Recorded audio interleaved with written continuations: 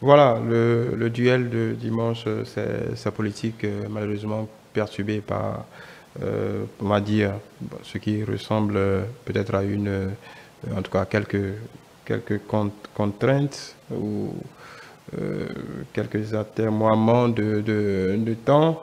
Nous attendions depuis l'un de nos invités, en l'occurrence Julien Kandé-Kassou du parti Les Démocrates. Peut-être qu'il nous rejoindra pour ces quelques minutes qui nous attendent, mais nous avons déjà Mathieu Coco de l'Union progressiste. Bonjour. Bonjour, Xavier. Comment allez-vous? Ça va très bien. Et chez vous? Ça va. Bon, en attendant euh, de, de discuter de quelques questions avec votre alter ego qui est prévu pour ce matin, on pourrait tout de même avoir votre avis sur tout ce qui est arrivé, ne serait-ce qu'hier.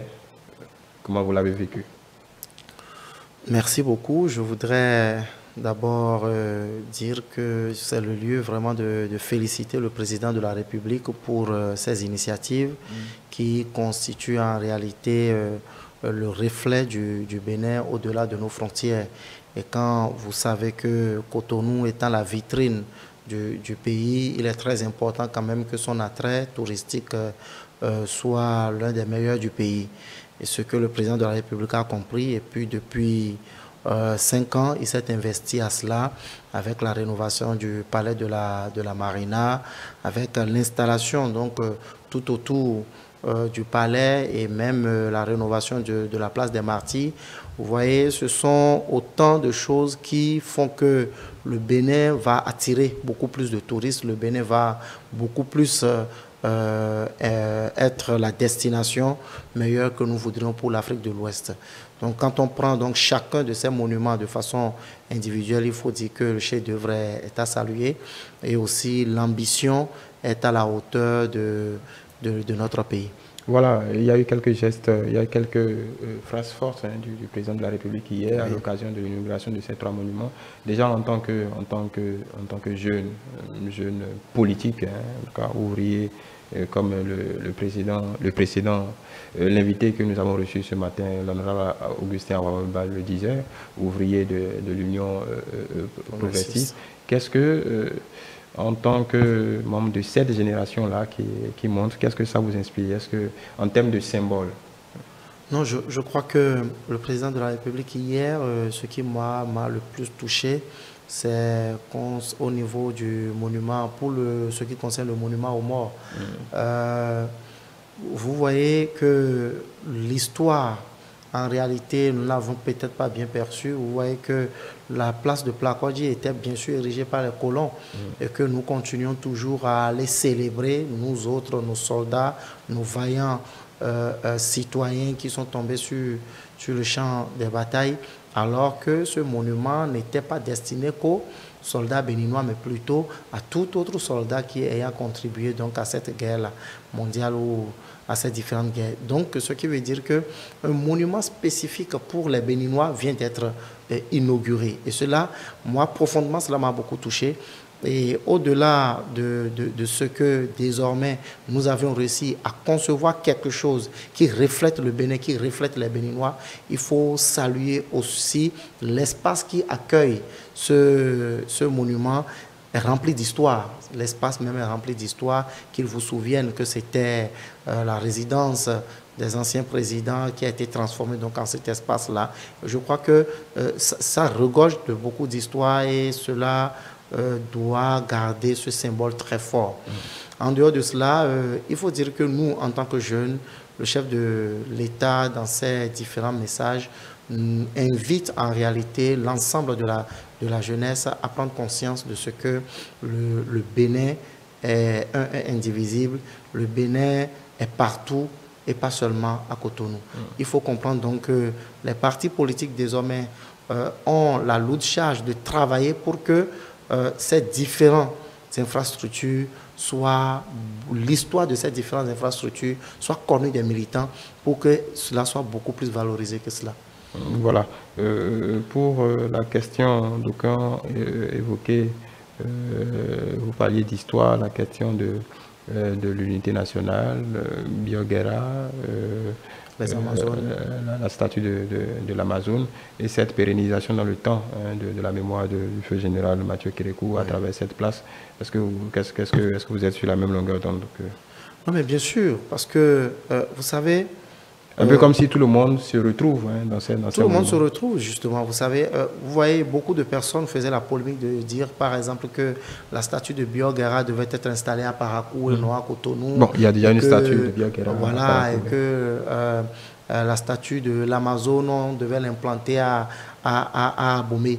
Mais quand on considère que Cotonou est l'accueil, est la porte d'entrée de notre pays, ça retrace en réalité plus que l'unité nationale, parce que on voit en réalité les temps forts de l'histoire de notre pays qui ceinturent en réalité, si on peut le dire ainsi, le palais de la présidence, à partir de la place des Martyrs, la place Biogara, si on peut l'appeler désormais ainsi, la place des Amazones et le monument aux morts. Tout cela ceinture en réalité notre présidence. Et quand vous voyez, ça retrace l'histoire de notre pays. Et parlant d'unité nationale, c'est déjà ça. Le moment fort, c'est du nord au sud que cela s'est réalisé dans l'histoire du pays. Donc, parlant de l'appropriation de ces histoires et de ces moments, je crois personnellement que cela revient, l'exécutif a déjà fait l'essentiel, cela revient donc maintenant à tout autre opérateur, les opérateurs culturels, les opérateurs touristiques, les partis politiques, les organisations de la société civile, de travailler, de s'approprier, de travailler pour que la visibilité nécessaire soit faite et que ça traduise désormais la carte postale du Bénin partout dans le monde. Voilà, autre sujet dont nous devions discuter pour le compte de ce duel, la libération des 30 prisonniers intervenus dans la semaine, le mercredi 27, au moment même où le président de la République recevait son homologue français, déjà au sujet de cette libération. Non, mais écoutez, la justice est en train de faire son travail. C'est à la preuve une fois de plus pour que les Béninois puissent faire confiance à la justice. La justice est en train de faire son travail. Ils ont jugé l'opportunité donc de mettre en liberté différentes personnes. Je le dis toujours que... Sous condition. Bien sûr, ils sont en liberté avec... liberté conditionnelle.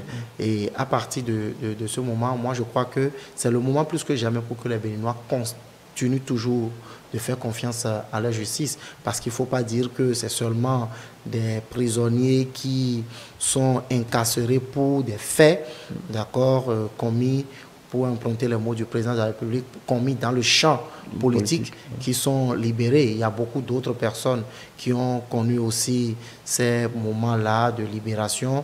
Les gens impliqués dans les fraudes douanières, les gens impliqués aussi dans l'affaire de 145 kg de cocaïne et aussi donc des gens impliqués donc dans des violences post-électorales. Je crois que ceci dit, c'est la preuve donc que la justice est à l'écoute de tout le monde. La justice fait son travail de façon impartiale et que cela est intervenu peut-être à un moment où nous le souhaitons tous. Voilà. Autre chose à ajouter par rapport à...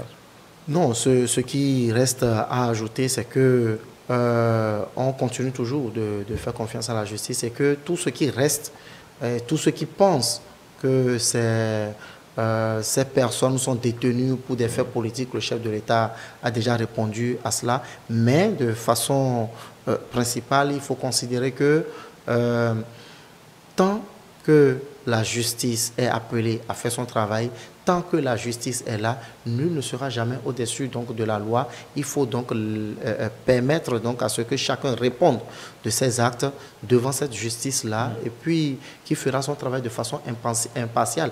Parce que qu'on le veuille ou pas, tous les régimes qui passeront, tous les présidents qui vont se succéder, on parlera toujours de ce que c'est le pouvoir qui met la main à gérer la justice ou bien qui manipule la justice, ce qui n'est pas vraiment exact. Voilà. Un dernier point par rapport à ces hommes et femmes qui ont été libérés. Grosso modo, en ce qui concerne ces violences-là, on voit une forte en tout cas, propension de jeunes qui ont été pris dans les filets de la justice.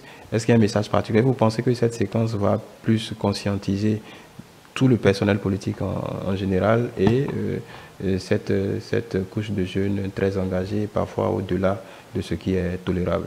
C'est essentiellement le rôle des partis politiques. C'est essentiellement le rôle des partis politiques. Il faut l'éducation politique des militants à la base. Nous devions savoir de quoi nous faisons usage lorsque nous sommes sur le terrain politique. Il ne faut pas que, au nom de la politique, nous pensons que, ou bien au nom des luttes politiques, nous pensons que tout est permis, ou bien qu'on est protégé, ou bien qu'on ne peut pas. On est des intouchables parce qu'on serait d'une certaine opposition ou bien qu'on serait de la mouvance.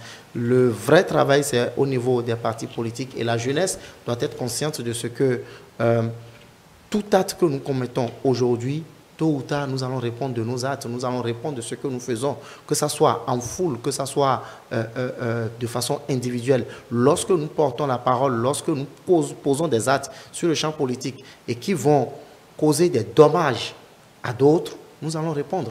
Et nous allons toujours répondre. Donc, je crois qu'à partir de maintenant, beaucoup de jeunes le savent. Hein, la leçon a été bien assimilée par tous. Ils le savent désormais. Ils savent que tout ce que vous faites, lorsqu'on vous prend, vous n'aurez pas en réalité qu'à répondre devant la justice, que de compter peut-être sur un leader qui ne pourra vraiment pas faire grand-chose. L'expérience est là. Nous avons vu depuis les élections de 2019, en passant par les élections de 2021, on a vu que beaucoup de jeunes se sont laissés emporter et aujourd'hui, ils sont les seuls à faire face à leur destin en prison. Voilà, merci Mathieu Koko. Je rappelle que vous êtes de l'Union progressiste. Vous devriez être normalement en face de Julien Kandé-Kansou du parti Les Démocrates. Nous vous présentons toutes nos excuses pour n'être pas en capacité de vous offrir le plateau habituel du duel. C'est le plateau indiqué pour la contradiction. Ce n'est que partie remise. Merci pour votre compréhension. Merci Mathieu Koko quand même de vous prêter au jeu. Dans quelques minutes, vous allez retrouver Sir Tossa et ses invités pour l'hebdo des éditorialistes.